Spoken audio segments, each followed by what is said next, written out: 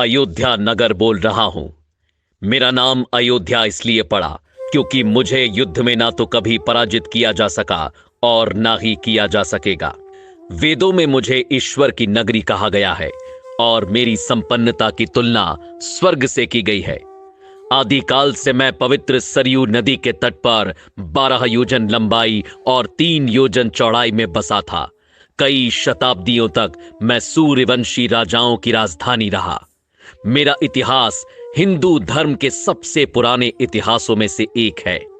मेरी उत्पत्ति ब्रह्मा जी के मानस पुत्र मनु से संबंधित है। मैं और मेरा सूर्यवंश मनु के पुत्र इक्ष्वाकु से प्रारंभ हुआ था। वेदों और पुराणों में मुझे अयोध्या के नाम के साथ और भी कई प्राचीन नामों से पुकारा गया है, जैसे साकेत, कौशलपुर, अवध, श्रावस्ती और अयोध्या। मेरा नाम अयोध्या यूं ही नहीं पड़ा, बल्कि इसके पीछे बहुत बड़ा धार्मिक महत्व है। स्कंद पुराण के अनुसार आ अक्षर ब्रह्मा है, या अक्षर विष्णु है तथा धा अक्षर शिव का स्वरूप है। यदि आप वेद व्यास के हाथों लिखित अथर्ववेद के पन्नों को पलटेंगे तो भारत की सबसे प्राचीन सप्तपुरियों में प्रथम स्थान पर आपको मेरा ही नाम दिखाई देगा। रामायण काल से मैं कौशल जनपद की राजधानी हुआ करता था, इसलिए मेरे आराध्य प्रभु श्री राम को कौशलपुर राजा के नाम से भी जाना गया। मैं अयोध्या बोल रहा हूं।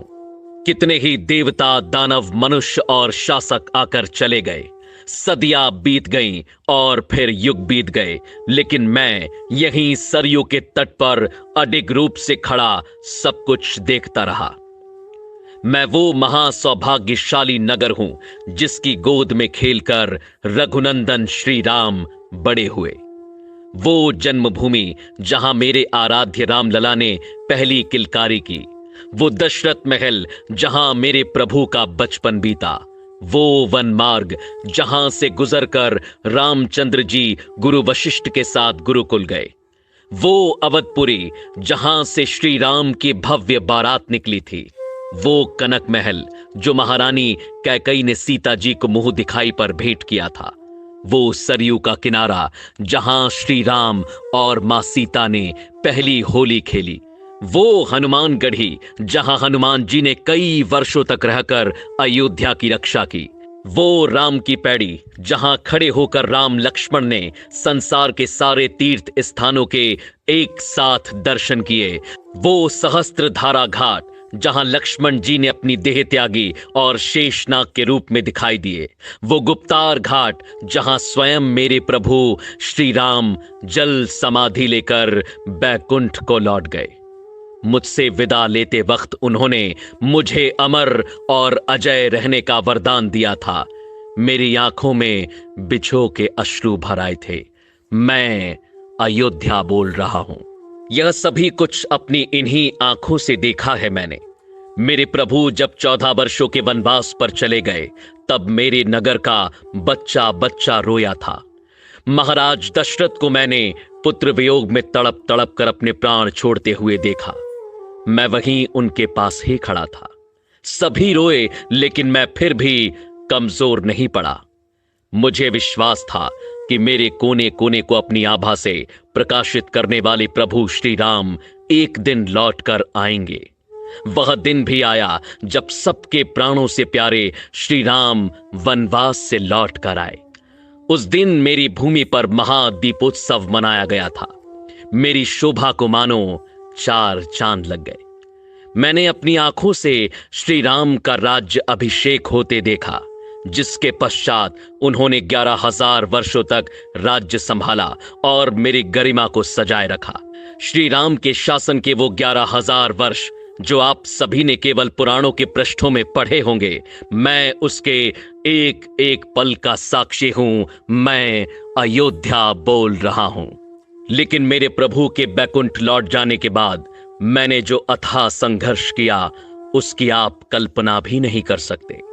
श्री राम के जाते ही संपूर्ण अयोध्या पर बसने वाले मंदिर, राजमहल, घर द्वार, सभी कुछ को मैंने सरयू में समाहित होते देखा। वह दृश्य मैं आज भी नहीं भूल सकता, जब मात्र मेरी भूमि ही शेष रह गई थी। अनेकों वर्षों तक यह भूमि यूं ही रिक्त पड़ी रही और मैं प्रतीक्षा करता रहा इसे पुनः सुसज्जित करने वाले की। अनेकों वर्षों बाद यह प्रतीक्षा खत्म हुई और भगवान राम के पुत्र महाराज कुश ने अपनी युवावस्था में सर्वप्रथम अपने पिता श्री राम की पुण्य जन्मभूमि पर मंदिर का निर्माण करवाया।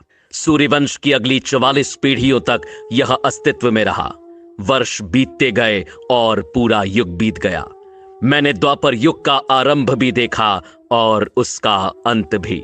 सूर्यवंश के अंतिम राजा बृहदबल की मृत्यु महाभारत के युद्ध में अभिमन्यु के हाथों हुई और उसके बाद मैं एक बार फिर अकेला पड़ गया। कलयुग का आरंभ हुआ। समय के साथ धीरे धीरे मैं लुप्त होने लगा। मेरे अयोध्या नाम को जानने वाले सभी मुझे छोड़कर चले गए। कलयुग के आते ही मेरी फिर से अस्तित्व में आने की उम्मीद टूटने लगी। लेकिन कदापि मेरे आराध्य श्री राम की ही कृपा थी कि कलयुग के आरंभ में एक दिन चक्रवर्ती सम्राट विक्रमादित्य शिकार खेलते हुए मेरी अयोध्या भूमि पर पहुंचे। मुझे एक असामान्य भूमि जानकर उन्होंने खोज आरंभ की और यह ज्ञात किया कि यह श्री राम की अवध भूमि है। तब विक्रमादित्य ने यहाँ भव्य राम मंदिर के साथ साथ 360 मंदिरों का निर्माण कराया, जिनकी भव्यता देखते ही बनती थी। कलयुग में मुझ अयोध्या का अस्तित्व एक बार फिर लौट आया। इसके बाद समय समय पर मैंने अच्छे और बुरे दिन देखे, लेकिन मैं अडिग रहा। साल 1033 में मुगल आक्रांता सालार मसूद ने मेरे मंदिरों को ध्वस्त किया, जिसके बाद गढ़वाल वंश के राजाओं ने फिर मंदिर का निर्माण कर मुझे खड़ा किया। साल 1528 में मुगल बादशाह बाबर के निर्देशों पर फिर मुझे कुचलने की कोशिश की गई और मेरे सर्वस्व श्री राम के पूज्य जन्म स्थान पर बलपूर्वक मस्जिद खड़ी कर दी गई। मेरे रामलला से प्रेम करने वालों के हृदय में ये आग धधकती रही कि श्री राम को न्याय कब मिलेगा, और 1853 में यह आग भड़क उठी जब यहां पहली बार हिंदू मुसलमानों के बीच दंगे हुए। उस समय अंग्रेजी सरकार ने अस्थायी रूप से समझौता कराया। साल 1949 की खुदाई में यहां श्री राम के अवशेष मूर्तियां पाई गईं, जिसके बाद 1950 में सिविल कोर्ट में मूर्ति स्थापित करने की इजाजत मांगी गई। साल 1961 में एक बार फिर मेरी जागती उम्मीदों पर प्रहार हुआ और मेरे आराध्य श्री राम की मूर्तियां हटाने की कोशिश की गई। साल 1984 में विश्व हिंदू परिषद ने मंदिर निर्माण के लिए कमेटी का गठन किया और हिंदुओं को एक छोटी सी विजय के रूप में यहां अपने प्रभु श्री राम की पूजा करने की अनुमति मिली। इसी क्रम में साल 1992 में कई हिंदू संगठनों ने मिलकर मस्जिद के विवादित ढांचे को गिरा दिया, जिसके बाद देश भर में सांप्रदायिक दंगे भड़क उठे, जिसमें 2000 से ज्यादा लोगों को अपने प्राणों की आहुति देनी पड़ी।